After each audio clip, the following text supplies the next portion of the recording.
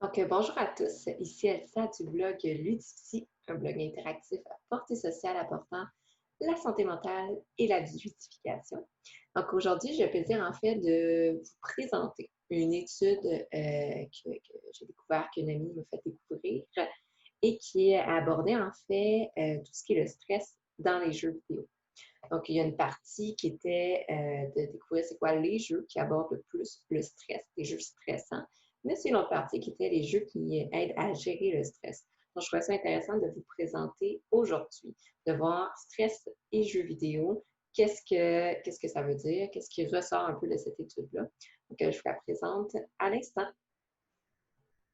Et voilà, donc en fait, le titre, les jeux vidéo et la gestion du stress, c'est une étude qui est basée en fait sur Comfy Sachs, qui a fait une petite étude, mais qui présentait une bonne méthodologie que je vais vous présenter. Donc voici le titre de l'étude Most Stressful Video Games, vraiment la perception des joueurs par rapport au stress et à la gestion du stress.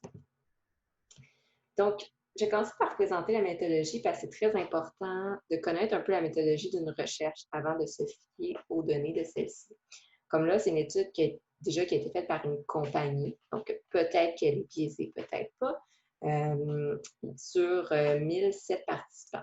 Donc, on voit que ce n'est pas très représentatif de la population générale de gamers, mais c'est quand même un petit échantillon assez intéressant pour aujourd'hui présenter un peu ce qui en ressort. Il y a du 293 joueurs occasionnels, donc qui jouent peut-être une fois par semaine ou une semaine, ils ne vont pas jouer, l'autre semaine, ils vont jouer un peu plus.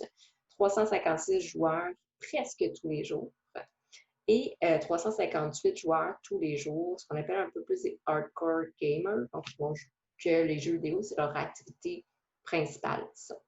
Donc, c'est ça ici qui ressort. On voit que la différence entre presque tous les jours et tous les jours est très minime. Qu'est-ce qui est intéressant et qui n'est peut-être pas représentatif de la majorité des études qui ont été faites sur les jeux vidéo, c'est que 58,4 de femmes qui ont répondu par rapport à 41,3 d'hommes. Généralement, l'échantillon est plus inverse, je dirais. Donc ça, c'est très intéressant qu'il y ait plus de femmes qui ont répondu. Et une autre chose qui est intéressante, c'est qu'il y a 1 de non-binaires. Ça veut dire qu'ils ont pris en considération les gens qui s'identifiaient ni comme hommes ni comme femmes. Par la suite, ils ont aussi fait un questionnaire pilote de 150 participants.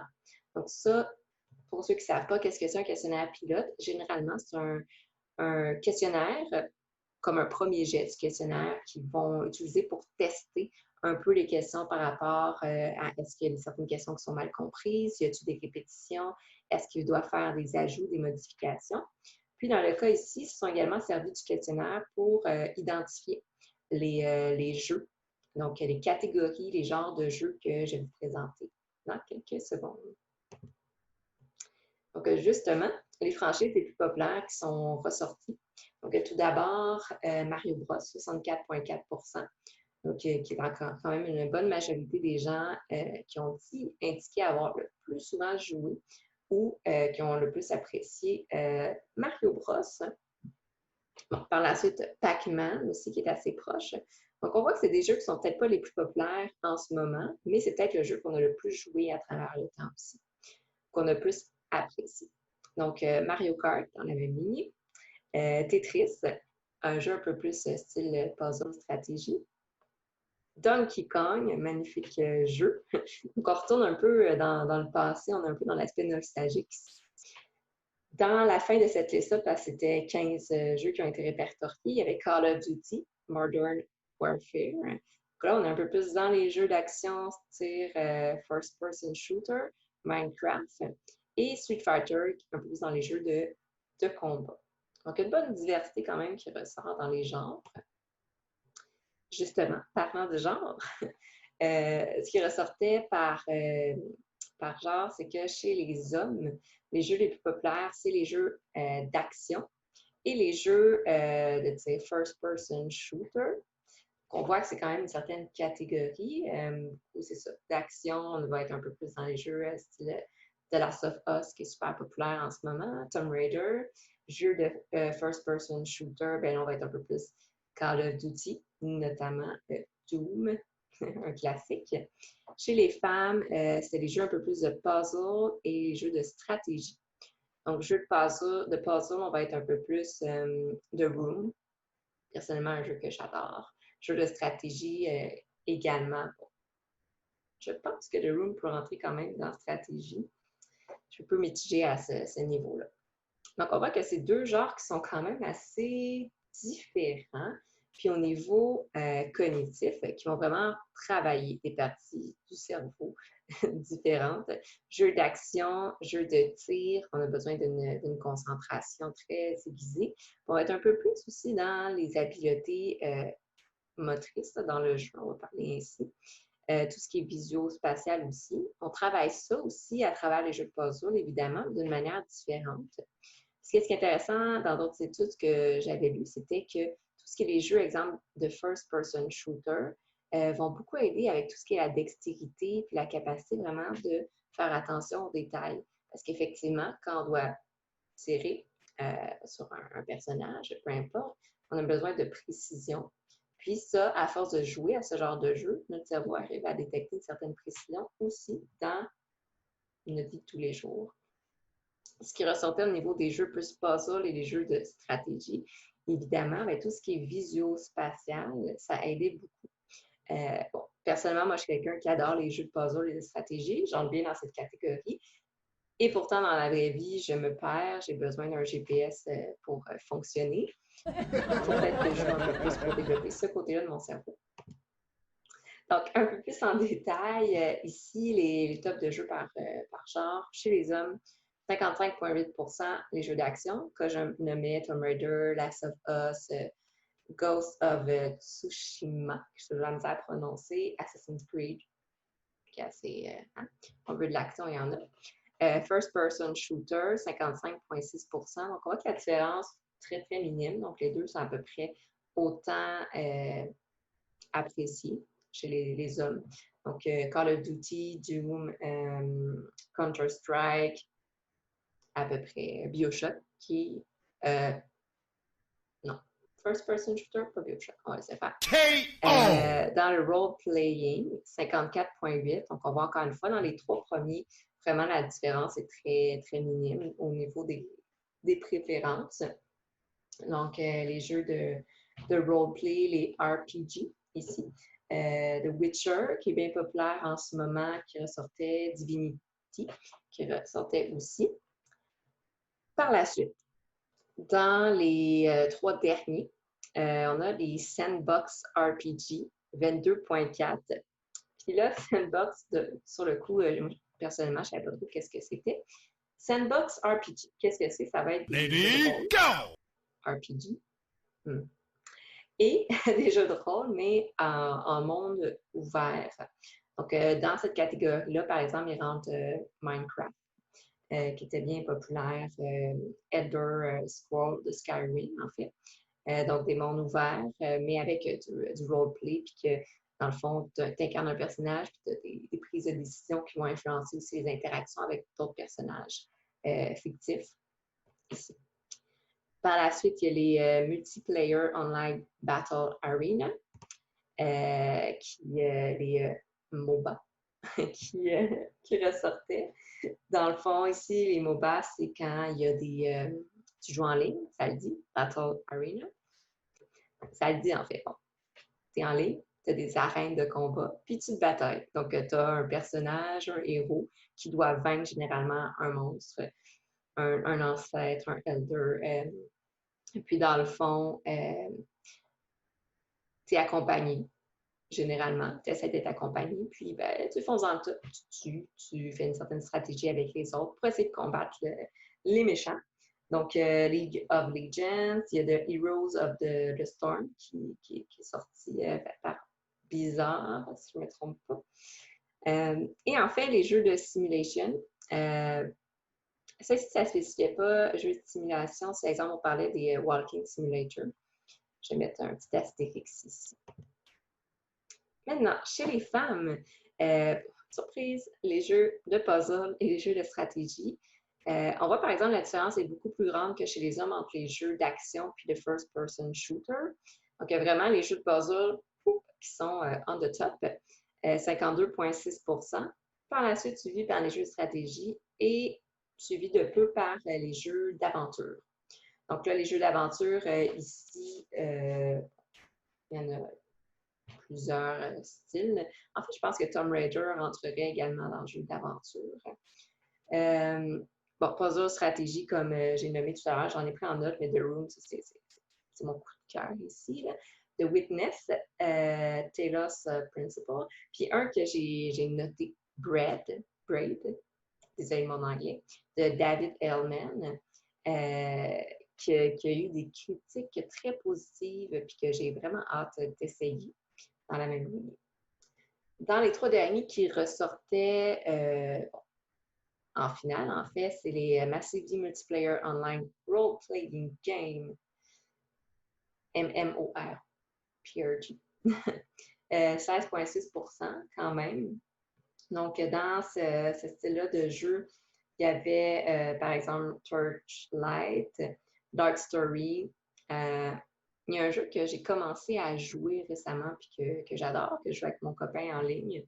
C'est de la saga de Rezone, qui est un vieux jeu qui a plusieurs fois fait faillite et pas pogné, mais qui a finalement été racheté puis en ce moment qui est quand même, bon, je ne dirais pas que c'est un jeu très populaire, mais c'est vraiment plaisant. Donc, Rhizome, qui est un jeu justement où il y a du roleplay en ligne avec différentes petites missions, puis dans le fond, c'est ça, on interagit. Bon, là, dans notre team, on est 2, mais on s'en va bientôt faire des missions un peu plus difficiles pour aller chercher des coéquipiers. Bon, comme je nommé tout à l'heure, les sandbox RPG, qui ne semblent pas très populaires, puis les MOBA, en fait, chez les femmes qui sont moins populaires. Si on observe un peu ici, bon, il y a les MMORPG, sandbox, puis les MOBA. On voit quand même ici, il y a les sandbox, les MOBA aussi qui ressortaient dans les 3 moins populaires, autant chez les hommes que chez les femmes. Donc, tous les jeux en style Minecraft, étrangement, puis les jeux d'Arena en ligne. Maintenant, justement, un peu vu si on rentre dans le sujet par rapport au stress, je présentais précédemment dans une autre vidéo qu'est-ce que c'est que le stress. Juste pour rapidement bien comprendre de quoi ça parle dans cette étude-là, le stress, c'est un état physiologique, cognitif et émotionnel qui, donc dans le fond, notre corps va réagir au niveau physiologique. J'ai le cœur qui bat vite, j'ai chaud, j'ai les muscles qui sont contractés. Au niveau cognitif, perte de concentration, soit qu'on va figer mentalement ou soit qu'on va avoir plein de pensées en tête. Émotionnellement, j'ai des émotions instables, j'ai une perception de danger, etc. Et par rapport justement à un danger qui est réel et immédiat. Donc, réel et immédiat, je traverse la rue, une voiture me fonce dessus, je me rends compte, mon corps s'active, je suis en état de stress, de danger. Qu'est-ce que je fais? Est-ce que je fuis? Donc, je cours. Est-ce que je fige? Je fais le chevreuil devant l'auto. Est-ce que j'attaque? Est-ce que je fonce sur l'auto? Etc. Comment est-ce que je réagis par rapport à ça? Ça, c'est l'instinct par rapport au danger. C'est l'état de stress. Bon, je n'entrerai pas trop en détail ici, mais on a le stress aigu, qui est une action, une réaction par rapport à un danger immédiat. Et il y a le stress chronique, qui est quand ce stress-là s'accumule à travers le temps. C'est évidemment le stress chronique qui est plus dommageable pour la santé. Pourquoi? Parce que le stress chronique va augmenter le niveau de cortisol dans le corps et va avoir d'autres effets physiologiques et neurologiques qui peuvent être dommageables à long terme. Donc ici, justement, c'est quand même intéressant de garder ça en tête parce que dans les expériences de stress et le jeu, si je joue tous les jours, par exemple, et que j'ai un niveau de stress élevé tous les jours, ça peut devenir facilement du stress chronique et dommageable pour la santé. Donc ici, dans les expériences de stress, chez les joueurs occasionnels, 57,4%, presque tous les jours, 61,5%, puis tous les jours, 51,7%.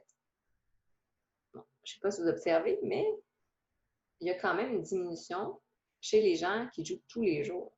Ça, c'est intéressant parce qu'une hypothèse, ça peut être du fait que peut-être que vu qu'ils jouent couramment, soit qu'il y a une habituation, donc ils se rendent plus compte de leur niveau de stress, ou qu'ils jouent à des jeux qui, pour eux, aident à diminuer leur niveau de stress.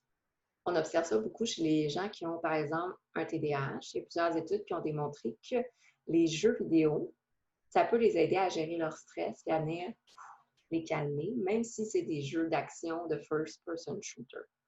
Donc, pour le stress spécifiquement, parce qu'il y a souvent des effets négatifs sur d'autres variables de la santé mentale, mais sur le stress spécifiquement, ça peut avoir des effets positifs. Donc, on observe ici que vraiment, chez ceux qui jouent à presque tous les jours, que le niveau est plus élevé. Il n'y a pas une grande différence entre occasionnel et tous les jours. Et, étrangement, ceux qui jouent tous les jours ressentent moins d'expérience de stress. Donc, maintenant, c'est quoi les jeux les plus stressants qui sont ressortis de cette étude-là? C'est très intéressant d'aller voir. Dans les 5 premiers qui ressortaient, Call of Duty, 47.4, Call of Duty, Black Ops, 42.3, Fortnite, Halo, Resident Evil. Je sais pas pour vous. C'est de quelle catégorie ces jeux-là? C'est des jeux qui rentrent un peu plus dans la catégorie First Person Shooter, jeux d'action. Des jeux qu'on va juger un peu plus violents, un peu plus agressifs, un peu plus, dans le fond, qu'il y a une interaction qui peut paraître négative avec les autres parce que la majorité du temps, c'est de tuer, évidemment, des ennemis. Il y a une certaine pression dans le sens que tu es en mode de stress, donc tu es en mode survie, tu ne veux pas te faire tuer avant ton adversaire ou tes adversaires. Donc, effectivement, c'est tous des jeux dans lesquels il y a l'instinct de survie, le stress qui embarque. On ne le vit pas personnellement, le danger, mais on le vit à travers notre personnage. C'est ça qui est intéressant ici, parce qu'on veut que notre personnage survive, ce qui fait en sorte que nous-mêmes, on va se mettre dans un état physiologique de stress. J'ai le cœur qui bat vite, je suis comme ça, je suis serrée, je tiens ma manette à 2 mains, puis je suis stressée, même si autour de moi, en dehors de ce cercle magique-là, il n'y a pas de danger, il n'y a rien autour de moi. Je ne suis pas en danger. Mais dans le jeu, il y a un danger, ce qui va faire en sorte que moi, dans la vraie vie, je vais vivre des symptômes de stress. Comme je nommais symptômes de stress, ça peut être les muscles qui sont contractés, on est rendu, on joue comme ça, la concentration, ça peut être de ne pas percevoir les autres signaux, le cœur qui bat vite, d'avoir chaud, d'avoir froid, d'oublier le sentiment de faim, de soif, etc. Donc ça, si on joue 1 heure, ça peut aller, mais si on joue 3 heures, 5 heures, tous les jours, il y a un effet physiologique sur le corps et neurologique qui va arriver à travers le temps. Donc, on garde ça en tête. Ce qui est intéressant, c'est que, bien, évidemment, c'est tous des jeux qui rentraient plus dans les catégories qui étaient jouées par les hommes. Donc, on pourrait faire la déduction ici, l'hypothèse, en fait, que les hommes peuvent vivre plus de stress que les femmes dans les jeux vidéo parce qu'ils jouent à des styles de jeux vidéo qui sont considérés comme plus stressants que chez les femmes qui vont jouer à des puzzles et des jeux de stratégie. Donc, dans les jeux les moins stressants, il y a les jeux Mortal Kombat et Street Fighter, qui sont des jeux de combat. Donc, qu'est-ce qui est intéressant dans les jeux de combat? Déjà, oui, tu as ton instinct de survie à l'état pur, tu te bats contre une autre personne. Par contre, un élément qui est important à prendre en considération ici, c'est que le temps de jeu est limité. On voit le temps, que ce soit 5 minutes, 20 minutes, peu importe. Le temps est limité. Et dans ce temps-là, ce qui est un peu notre bulle immersive, entre ces temps-là, bien, on peut prendre des pauses, idéalement. Puis dans ces temps-là aussi, on arrive à être en immersion, on arrive à revenir à la réalité. Donc, c'est vraiment ce mouvement-là qui peut nous aider à gérer notre stress au fur et à mesure. Donc, c'est stressant, un stress aigu, mais on arrive à se déconnecter. Ça ne devient pas un stress chronique. Une autre chose qui est intéressante aussi dans les jeux de combat, c'est qu'on peut changer aussi de personnage à chaque combat, ce qui fait en sorte qu'on ne fait pas une trop grande appropriation émotionnelle de notre personnage. Ce n'est pas un personnage qui évolue à travers nos 100 heures de jeu, par exemple. On peut prendre dans une soirée plusieurs personnages. Donc, il y a un certain détachement émotionnel qui se fait, donc on ne va pas vivre trop le stress à la place de notre personnage. Puis également, un autre élément, c'est qu'ici, il y a vraiment l'importance accordée aux habiletés, aux capacités, pouvoirs des personnages. Ce qui fait en sorte qu'on est conscient que ce n'est pas 100% de nous, mais aussi le personnage et ses habiletés qui ont une influence dans est-ce que je vais survivre ou non au combat. Donc, c'est toutes des variables qui font en sorte qu'on ne va pas trop s'approprier, s'immerger dans ce qu'on appelle un peu la personnification de notre personnage. Puis on ne va pas vivre trop le stress à la place de notre personnage.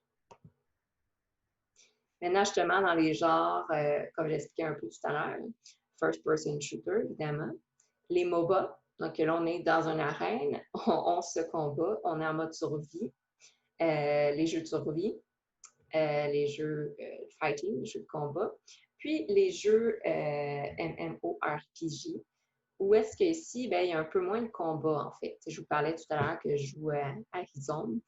Ben, je me promène, puis oui, je tue des bêtes sauvages, mais en même temps aussi, j'apprends la magie, puis je fabrique des bots. Donc, c'est pas très, très stressant, en tout cas, dans le début du jeu. Donc, je ne suis pas en mode survie, je n'ai pas de danger, de stress immédiat qui vont faire en sorte que je dois en fait mettre à 100% ma concentration pour mon instinct de survie.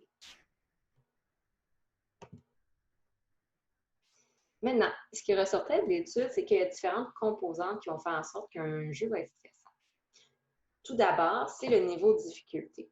Donc, plus un jeu va être considéré comme difficile, plus qu'on va avoir besoin d'être concentré, d'utiliser toutes nos ressources cognitives, mentales et physiques. Donc, on crée vraiment une bulle dans laquelle on n'est pas apte à faire autre chose pour survivre. Plus qu'on va être en mode survie, donc de stress, il y a un danger immédiat.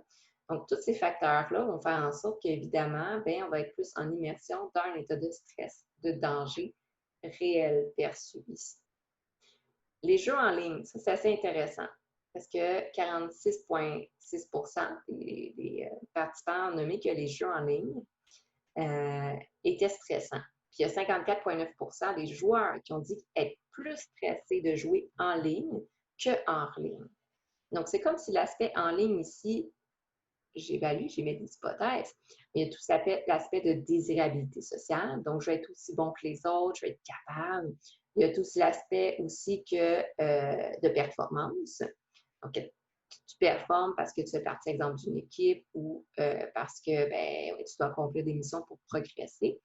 Puis, il y a l'aspect aussi que c'est en temps réel. Donc, tu ne peux pas nécessairement prendre les pauses quand tu en as besoin. Je parlais tout à l'heure des jeux de combat où on peut arrêter après un combat avant de recommencer.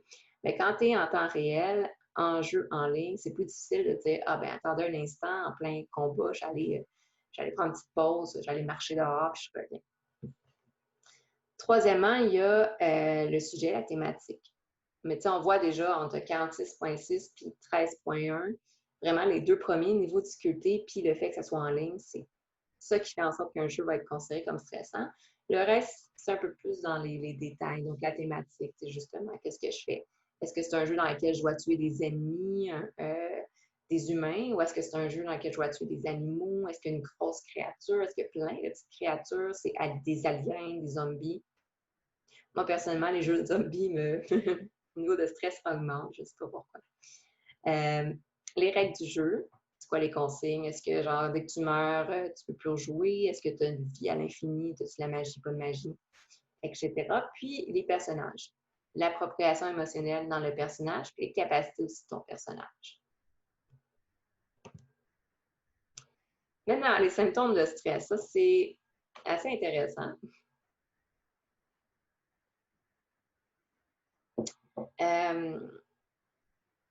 Le premier symptôme de stress, donc chez les participants qui s'auto-identifiaient, c'est-à-dire que c'est eux auto-rapportés, c'est-à-dire que c'est eux qui ont pris un moment pour réfléchir et identifier ces comportements-là chez eux-mêmes. Donc, ce n'est pas d'un regard externe.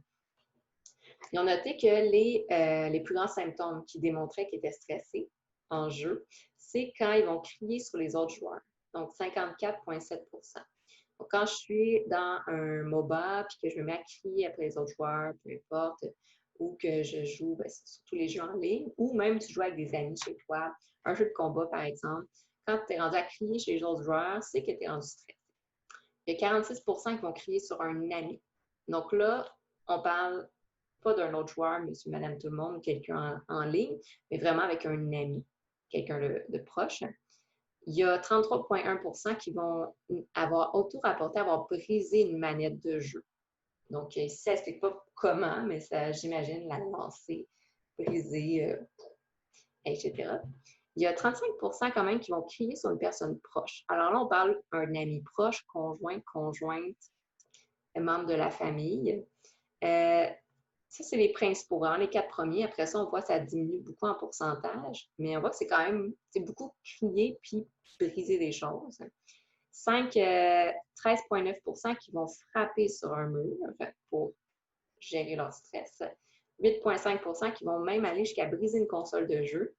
Donc, à chaque fois que moi j'ai des choses comme ça, je me dis, les gens ont de l'argent parce que je ne briserai pas une console de jeu.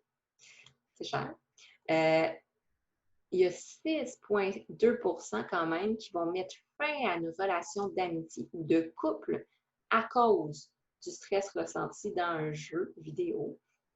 Donc, on pourrait dire que c'est quand même petit, mais c'est quand même assez grand. Là. 6 qui vont mettre fin à une relation à cause d'un jeu vidéo et du stress. Puis, il y a 4,8 qui vont crier sur le jeu. Ça, je trouve ça intéressant parce que dans ma perception des choses, c'est crier sur le jeu, c'est l'aspect qui demande le moins d'attachement émotionnel. Tu cries sur un jeu, le jeu ne t'entend pas, le jeu n'a pas d'émotion, le jeu ne va pas réagir par rapport à ça. Et pourtant, il y a moins de gens qui font ça que de crier sur d'autres joueurs ou sur un ami. Donc ça, c'est l'aspect que je trouvais quand même intéressant, qu'on va gérer son stress en criant. On préfère crier sur un ami que crier sur le jeu. Donc, ça porte à réflexion. Maintenant, ce qui ressortait, c'est que chez les hommes, ils ont 2 fois plus de probabilité de briser une manette que les femmes lorsqu'ils sont stressés. Donc, c'est vraiment dans le geste un peu plus violent ou agressif de prendre une manette, de la lancer et de la briser. Tandis que les femmes, elles, ont 13 de plus de probabilité que les hommes de crier sur une personne proche. Amis proches, conjoints, conjointes, membres de famille, lorsqu'elles sont stressées. Donc, ce qui ressort ici, les hommes un peu plus au niveau de l'action comportementale, les femmes un peu plus au niveau verbal, pour renforcer un peu les stéréotypes de genre. Et 69,8 des joueurs qui ont fait une crise de colère, donc qui inclut un de ces symptômes ou plusieurs aussi, parce qu'il peut y avoir plusieurs symptômes aussi, ont noté l'avoir regretté par la suite. 80 ça dit qu'il y en a 20 qu'eux, ils n'ont pas regretté. J'espère que ce n'est pas eux qui ont mis fin à une relation de couple. On ne sait pas. Donc, maintenant, l'autre partie.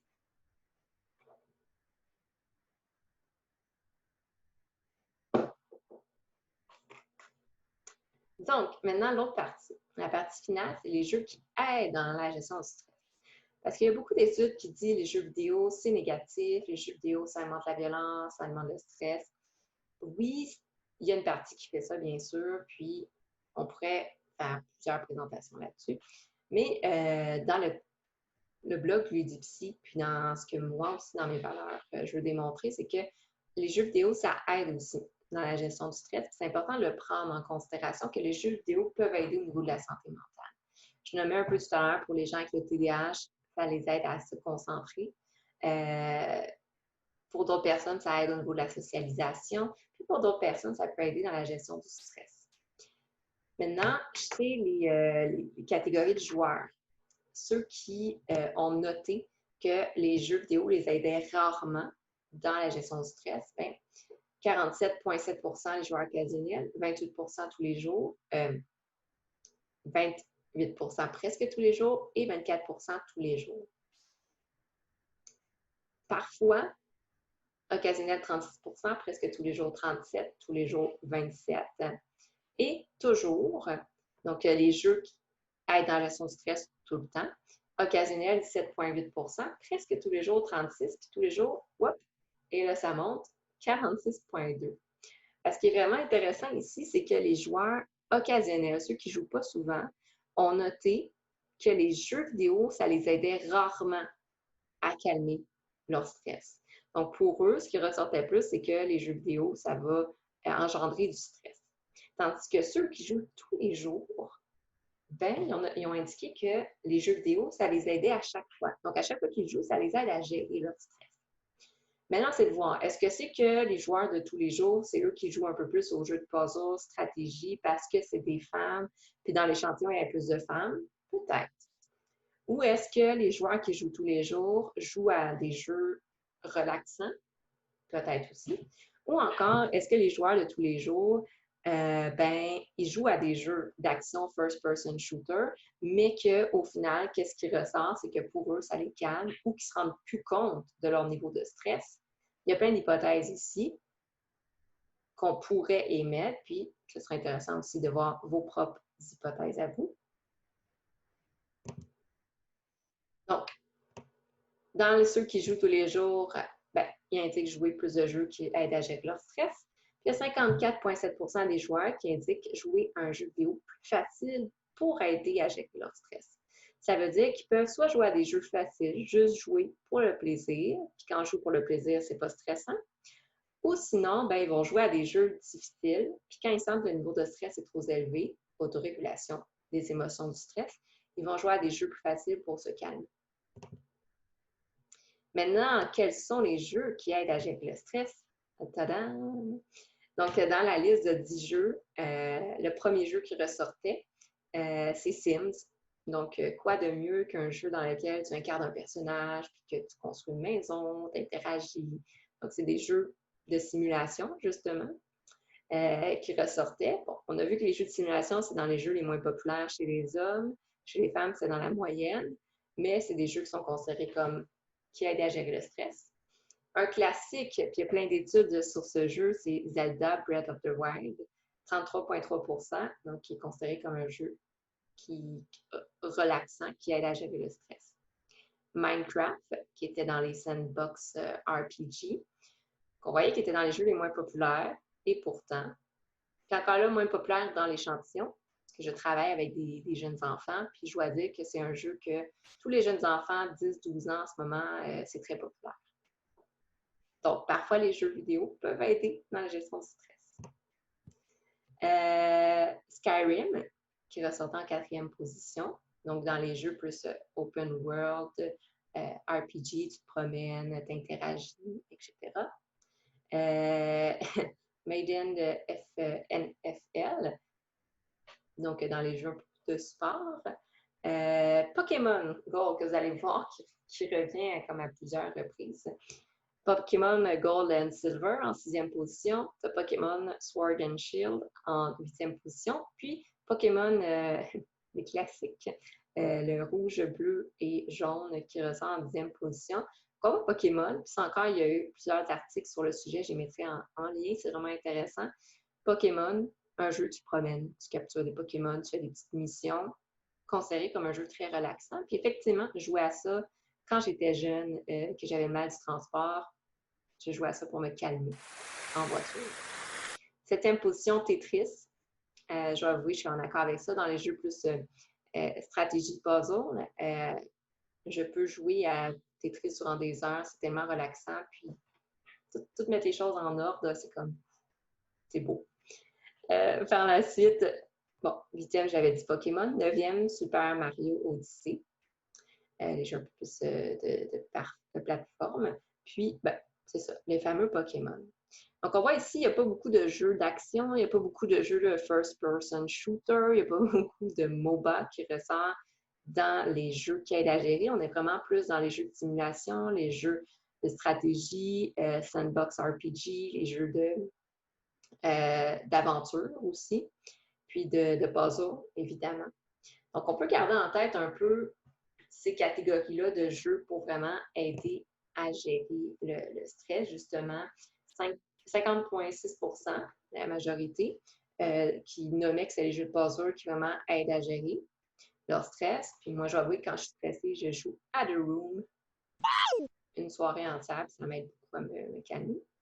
Les jeux RPG, qui est à peu près similaire, les jeux de simulation ici, donc par exemple Sims. roller coaster, qui est aussi vraiment amusant. Les jeux d'aventure, ici avec les Zelda. Et les sandbox RPG comme Minecraft sont, on voit que c'est entre 50 et 40 %, donc c'est très similaire, à peu près le même niveau de pourcentage dans la gestion du stress. Donc, il y a 55 % des joueurs qui passent des jeux difficiles à faciles pour se calmer, comme je le mets tout à l'heure. Donc, ici, là, l'important, c'est pas de dire ça c'est bien, ça c'est mal, mais c'est plutôt justement d'arriver à être à l'écoute de soi. Quand on se rend compte qu'on est rendu les épaules ici stressées, on joue, on sert la manette comme ça, puis on a le goût de gorocher la manette, c'est peut-être le temps de passer de Call of Duty à Sims, par exemple. Si on veut toujours jouer, gamer, d'arriver justement à être à l'écoute de soi pour gérer son stress, gérer ses émotions, notamment comme la colère. Donc, c'est d'arriver à comprendre que dans les jeux vidéo, c'est pas bien, mal, bon, mauvais, etc. Mais c'est qu'il y a différents genres de jeux qui vont générer différentes émotions, différents niveaux de stress. On peut jouer à Call of Duty. C'est juste que si on joue à Call of Duty tous les soirs durant 5 heures de temps, puis que pour nous, ça nous engendre un niveau de stress très élevé, bien, c'est important d'être à l'écoute de ça, puis de trouver des moyens de se gérer, que ce soit à travers des techniques de respiration, méditation, gestion des émotions, ou que ce soit à travers d'autres jeux vidéo, justement, comme ceux qu'on vient de nommer, ces différents genres-là. Puis quand on sent qu'on est plus fragile émotionnellement, qu'on est plus stressé dans la vraie vie, on peut jouer à ces jeux-là, puzzle, RPG, simulation, aventure, sandbox RPG, pour aider à se calmer. Donc, les jeux vidéo, c'est bon. Ça peut aider à la gestion du stress. Ça peut aider aussi à augmenter le stress. Il faut juste être à l'écoute de ça. Donc, bien sûr, l'étude que je viens de vous présenter, comme j'ai nommé, ça a été fait par une compagnie. C'est un petit échantillon. Les questionnaires auto-rapportés, souvent, il peut y avoir la désirabilité sociale, donc de répondre des questions que les gens veulent entendre, des réponses que les gens veulent entendre. Il peut y avoir de l'exagération, il peut y avoir une mauvaise compréhension des questions. On prend les choses un petit peu pas à la légère, mais il ne faut pas prendre ça faut pas généraliser ça à la population entière de joueurs, joueuses. Ce qui est intéressant, c'est qu'ils ont mis une question d'attention pour s'assurer que les gens n'ont pas juste répondu de manière automatique. Ça, c'est un bon plus. On voit que la méthodologie est quand même bonne. Ils n'ont pas fait une étude basée sur n'importe quoi. Ils ont eu une bonne méthodologie de recherche. Ça dans l'optique d'études de marché. Donc, plus tard, ils évaluaient, dans le fond, c'était quoi les meilleurs moyens et les meilleurs matériaux pour se calmer, pour eux faire une étude de marché pour vendre leurs produits, ce qui est correct. L'échantillon est faible, évidemment. 1000 participants sur les milliers de joueurs dans le monde. Ça peut ne pas être représentatif.